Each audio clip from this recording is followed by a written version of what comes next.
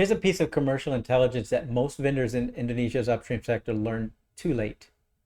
By the time a tender hits the market, the scope is already defined, the budget is already locked, the decisions that shape that tender, they were made months, maybe a year ago. The companies that consistently win work in this sector, they were already in the room when those decisions were being made.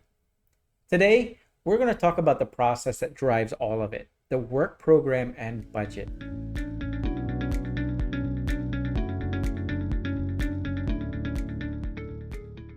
I'm Tommy Jamail, 30 years of experience in Indonesia's energy sector. This is video 8 of Indonesia Energy Explained. We've covered the regulatory framework, the contracts, the procurement rules, and local content. Today, we're going to talk about annual planning cycle that ties all of that together. The WP&B, Work Program and Budget. If you operate in this sector in any capacity, you need to understand how this cycle works. Every K3S operating under a PSC in Indonesia has to do one thing before work begins each year. They have to prepare a work program and budget.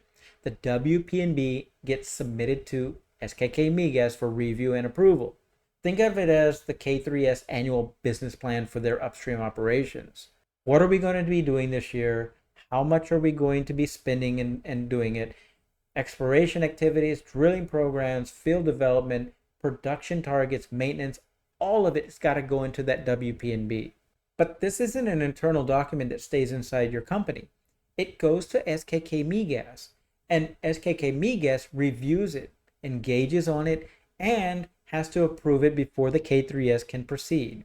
So you ask, how does this cycle actually work? Well, it starts in the second half of the calendar year, when the K3S begin planning their programs for the following year.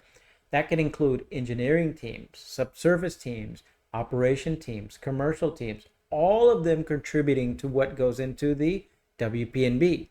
What wells do we want to drill? What facilities work is required? What are we committing to on production? Once the internal process is done, the K3S submits formally to SKK Migas. And then SKK Migas does not just stamp it approved. They're going to review it in detail. Technical soundness, cost reasonableness, alignment with national production objectives in PSC terms, and if they're not satisfied, guess what? They will push back on it. They'll raise questions, they'll negotiate, and in some cases, they'll revise specific line items. This is a substantive review. It's not a formality. And once approved, that WP&B becomes the authorized plan for the year. Any significant deviation, scope changes, budget revisions, it typically needs to go back through SKK Migas for that approval. Now, here's what that means for a service company and vendors. And I want to be clear about this. The WP&B is the heartbeat of the upstream procurement activity here in Indonesia.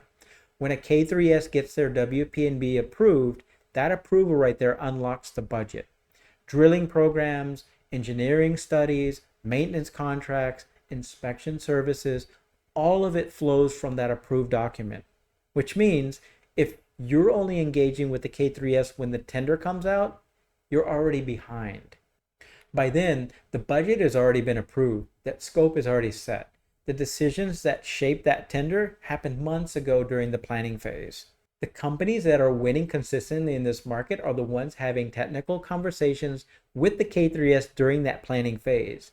They're positioning their solutions and their capabilities when the K3S is still deciding what goes into the WP&B, and that's not after it's already been locked. And for foreign investors, the WP&B gives you a window into an operator's near-term activity level and capital commitment. An ambitious WP&B with a strong drilling program signals confidence in the asset. A conservative one may signal capital constraints, subsurface uncertainty, or a field that's maturing. The work program and budget, annual planning, formal approval, the heartbeat of Indonesia's upstream procurement cycle.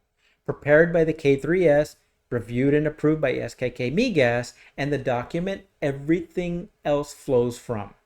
Everything in this series is based on publicly available Indonesian government rules and regulations.